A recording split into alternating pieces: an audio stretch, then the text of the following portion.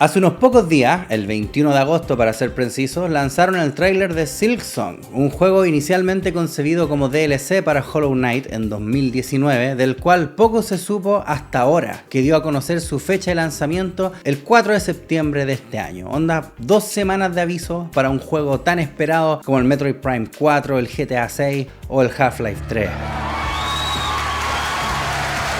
El anuncio de este juego, sin embargo, me ha hecho recordar un término que no me agrada mucho. En el 2019, Kotaku, un sitio especializado de prensa de videojuegos, lanzó un artículo llamado "Dejen de usar el término Metroidvania" para algunos videojuegos, aludiendo a que Metroidvania es un término poco elegante e impreciso, cosa que a cierta parte del internet no le gustó para nada. Decían que Kotaku, tanto como otros sitios especializados de juegos, son unos estúpidos que no merecen nuestra confianza y francamente les encuentro la razón, porque razones para desconfiar de estos medios hay de sobra. La misma revista Kotaku lanzó un tweet una vez dando un enlace a la versión pirata de Tears of the Kingdom antes que el juego se lanzara oficialmente. IGN plagió una reseña de Dead Cells de un pequeño youtuber, el periodista especializado ese que no pudo pasar el tutorial del Cuphead.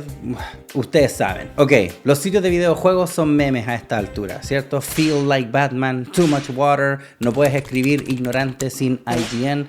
Perfecto. Nadie que tenga respeto por el medio de los videojuegos sigue a páginas como esta, pero por mucho que me duela admitirlo, estoy de acuerdo en que Metroidvania es un mal término. Ok, la nota como tal de Kotaku no tiene argumentos muy punzantes, en gran parte apela a inclusión por algún motivo, y demás que se lo esperaban de un sitio como Kotaku. Que el léxico que se utiliza en el mundo de los videojuegos debería ser fácil de entender y que personas que no conocen ni Metroid ni Castlevania no van a entender jamás lo que es un Metroidvania, una palabra híbrida que nace de la unión de otras palabras que también son híbridas. Mi argumento en contra del uso de la palabra Metroidvania va por otro lado totalmente.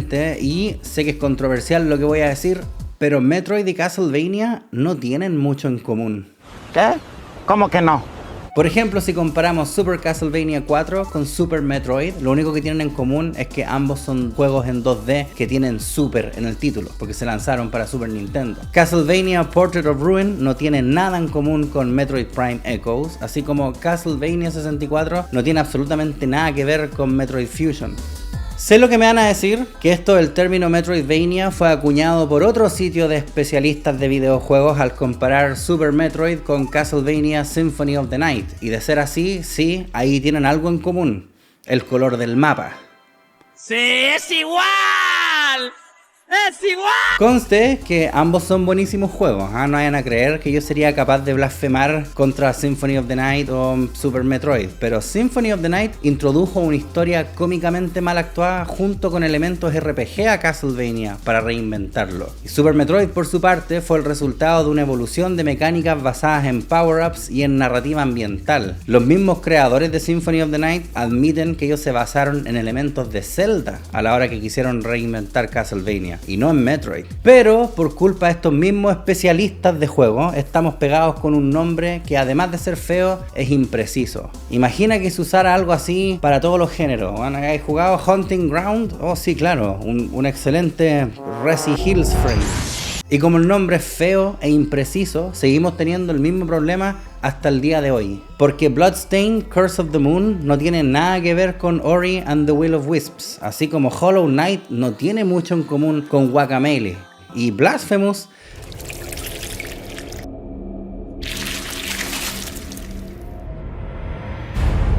es un juego único. Sé que llegué súper tarde, Blasphemous ya tuvo una secuela incluso, Quake, pero es que no había tenido la oportunidad de jugarlo antes, creo. Y considerando que ahora se viene Silksong, creo que es un buen momento de poder hablar de Blasphemous antes de que todo el mundo se vuelva loco hablando de Silksong. Probablemente yo también lo haga. Tengo unos vagos recuerdos de haber jugado Blasphemous antes. Mi versión de Nintendo Switch tiene un save ahí que no recuerdo haber iniciado, francamente, y como estaba en mi era de agarrar juegos y jugarlos un rato para luego dejarlos botados, quizás eso es lo que pasó. Como seré estúpido que me di cuenta que tenía la versión de Steam también, que incluía DLC y otro contenido extra, así que decidí irme por esa versión mejor para este video. Blasphemous es un juego de acción y exploración en 2D, que transcurre en Custodia, un lugar azotado por una fuerza conocida como el Milagro, que a veces bendice y otras veces maldice a sus habitantes. Y el protagonista es el Penitente, el único sobreviviente de la Hermandad del Lamento Mudo, que está atrapado en un ciclo donde muere y revive constantemente, por lo que tiene que llegar al origen de su angustia para finalmente romper ese ciclo. Así vas a tener que ir desbloqueando nuevas áreas, enfrentarte a enemigos y jefes para llegar al final. Suena simple, pero no lo es. Si hay algo por lo que Blasphemous destaca por sobre muchos otros juegos, es el arte, que es fenomenal. Mucho de este juego está influenciado por el catolicismo romano, su iconografía, claro, y la cultura andaluz, con inspiraciones marcadas de artistas como Diego Velázquez, Goya y Francisco de Zurbarán. Cuando una persona ose decirte que los videojuegos no son un arte, por favor, muéstrales el diseño de Melquíades, el arzobispo exhumado, o el expósito vástago de la abjuración, o Altas Gracias. Está Nacimiento, que va mutando según vas avanzando en el juego. El cuadro del toro y la luna también se deforma para transformarse en algo maravillosamente horrendo. Y todo esto acompañado de un soundtrack que claramente plasma esta atmósfera de manera fiel y con un doblaje español con acento andaluz que, francamente, es la manera de jugar el juego. Dichosos los ojos que con devoción ven mi corazón atormentado. Lo cual es curioso porque en un principio el juego no tenía opción de doblaje español, siendo que el juego es desarrollado por una empresa española y está basado en cultura española también. Blessed are the eyes that with devotion see my tormented heart. Si hablamos del gameplay, creo que Blasphemous es un poco más difícil si lo comparamos a otros juegos de exploración en 2D como el Symphony of the Night. Quizás Metroid Dread pueda darle un poco la pelea en lo que respecta a desafío, pero esa Samus es mucho más ágil y tiene más armas a su disposición que Penitente, que se vale básicamente de una espada y de ciertos poderes mágicos similares a los que usaba Kratos en los primeros God of War. Por lo mismo, las batallas son intensas y memorables, jamás al punto de que vas a abandonar el juego por frustración, pero sí vas a perder una cantidad considerable de veces, la cantidad suficiente como para que estos jefes queden ahí en tu memoria. En lo que respecta al diseño de niveles y la progresión, diría que hace un buen trabajo. No hubo ningún momento en que estuviera completamente perdido sin saber dónde ir. Quizás estoy muy acostumbrado a los juegos de exploración, pero la regla general es abrir el mapa y revisar meticulosamente dicho mapa. Si se alcanza a ver un pequeño puntito, eso es ya a esa parte no he ido aún. Y no hay nada demasiado críptico como las paredes falsas de Super Metroid, por ejemplo. Y cuando cosas así existen, como esta cuestión del cáliz, comúnmente es para obtener mejoras a tu HP o MP y no necesariamente para progresar en el juego. Eso no significa que no hayan momentos donde el juego es más frustrante que la mierda en muchos aspectos. Un aspecto importante es el combate. Gran parte de los enemigos pueden vencerse de la manera que quieras, pero generalmente son débiles a una maniobra particular. Algunos son débiles al parry, otros pueden ser esquivados y contraatacados, otros puedes simplemente ignorarlos si quieres, aunque no te conviene ignorar a los enemigos porque así no amasas dinero, o bueno, lágrimas. Es interesante cuando en una misma habitación mezclan a diferentes enemigos con distintas características porque tienes que tomar medidas de ataques diferentes según el enemigo en particular. A veces hay condicionantes climáticas como el viento que cambia de dirección a ratos y no es inmediatamente aparente. Súper bien. Pero también tenemos lugares como la biblioteca de las palabras negadas que puede irse a la verdadera mierda porque están estos fantasmas que a veces aparecen, a veces no y no puedes hacerles daño. Ahora, habiendo terminado el juego, alguien me dijo que era porque había que evitar pisar los libros. Bueno, ¿cómo iba a saber eso? Muchas de las áreas del juego tienen un aspecto frustrante, sea ácido, estas fantasmas, estos guanes que tiran electricidad o los tantos lugares donde hay espinas. Espinas que son un insta-kill más encima. ¿En cuánto odio que las espinas sean insta-kill? Me acuerdo que en Mega Man pasaba lo mismo, ya vos, ese es un robot. Hay una mecánica muy popular en algunos juegos indie que es esta de que al morir pierdes todo el dinero, llamémoslo, que habías cosechado venciendo a enemigos, por lo que luego de morir tienes que volver al lugar donde moriste para recuperar todo eso que habías perdido, pero si mueres antes de llegar ahí, cuec, lo pierdes todo. Los sitios especializados lo llamarían Soulsborne.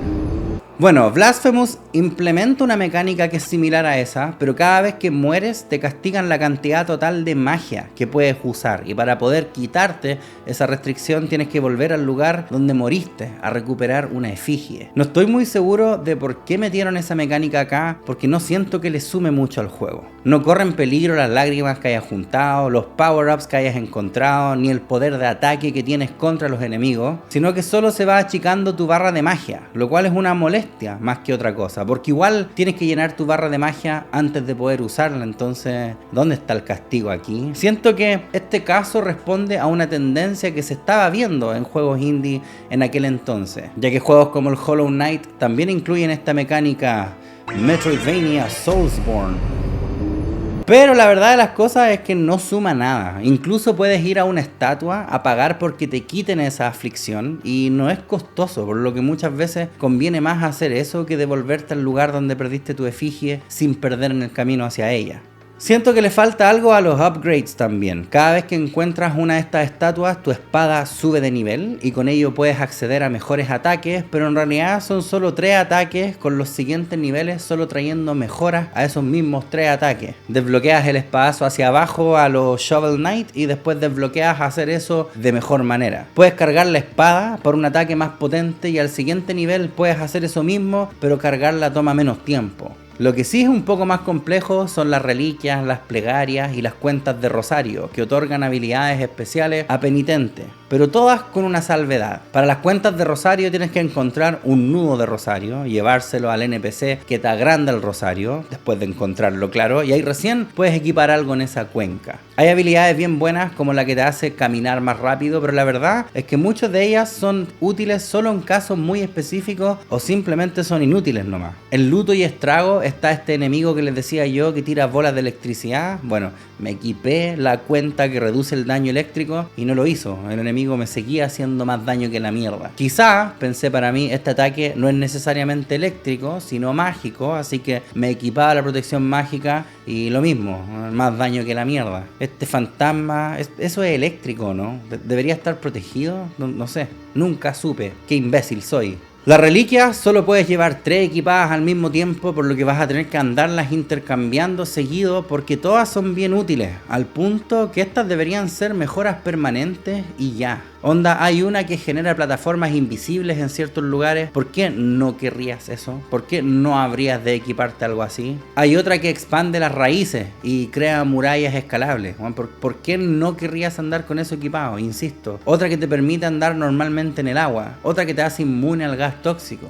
Entonces, como se habrán de imaginar, el problema es que vas a tener que estar cambiando las reliquias de lugar y reemplazando unas por otras en ciertas partes del juego. Si llegas a una parte donde hay agua, hay que meterse al menú de pausa, equiparte esa y retirar, no sé, la que te hace inmune a los gases tóxicos, porque justo ahí no hay. Pero si más adelante hay gases tóxicos, entonces de nuevo el menú de pausa, intercambiar la de caminar por el agua o escalar raíces de nuevo. Conste que en ningún momento llega a ser tan molesto como, no sé, el Templo del Agua en el Ocarina of Time, donde a cada rato tenías que estar pausando para cambiarte las botas en la versión de Nintendo 64, pero el caso de tener que andar intercambiándote las reliquias en Blasphemous es solo una molestia. No hay una decisión estratégica detrás de qué reliquia ocupar y qué no, tampoco representa un reto, solo es como, ya verdad, chucha, tengo que cambiar esta reliquia por esta otra. Dale, ahora tengo que cambiar esta por esta. Y acá hay un cadáver. Creo que había una reliquia para poder escuchar sus últimas palabras, y entonces ¿cuál me saco? Igual estos problemas como tal son mínimos, no son capaces de manchar la experiencia que es Blasphemous, que reitero, tiene una estética muy original y muy bien lograda. Y esto también se debe a su historia, que la verdad es bien críptica en el buen sentido. Sé que hay cosas que no saqué en mi primer playthrough, sobre todo considerando que hay DLC disponible y todo. Hay unas estatuas que rompí, no sé por qué. Pero eso está bien, porque lograr descifrar algunas cosas por ti solo siempre se siente como una recompensa o como un golpe de suerte. Por ejemplo, cuando llegué por primera vez a Altas Gracias, yo ya tenía conmigo los 3 ítems que ella eventualmente iba a pedirme. Los traía conmigo de mera suerte y no porque supiera que tenía que dárselos a ella. De la misma manera me encontré un escapulario que hizo que parece que me evitara una pelea contra un jefe, completamente al azar. Así como hubo otros NPC que no supe muy bien qué hacer con ellos. El mapa tiene una función de crear marcadores y recomiendo que la usen bien porque si no, se te va a hacer muy difícil encontrar a quién andabas buscando. disfrutando, sobre todo considerando que muchos de estos NPC cambian de lugar. Me demoré demasiado tiempo en darle una oportunidad al Blasphemous y me arrepiento de no haberlo hecho antes. En parte funcionó para mejor porque el juego ahora tiene doblaje en español y hartos DLC interesantes como el crossover que tienen con el personaje de Bloodstain, que me sorprendió gratamente. Así que si quieren un juego rico de acción y exploración en 2D, esta es más que una buena opción y la historia principal debería tardarle cerca de 15 horitas, así que solo puedo decir disfrútenlo si es que no les alcanza aún para comprar el Silksong. Qué bueno. Ay. Así que espero que hayan disfrutado este video. Si les gustó, no olviden darle un like, dejar un comentario y recomendárselo también a sus amigos para que este canal llegue a los 100.000 suscritos. Vamos, cada vez falta menos. Nos vemos pronto. Un besito. Chao, chao, chao.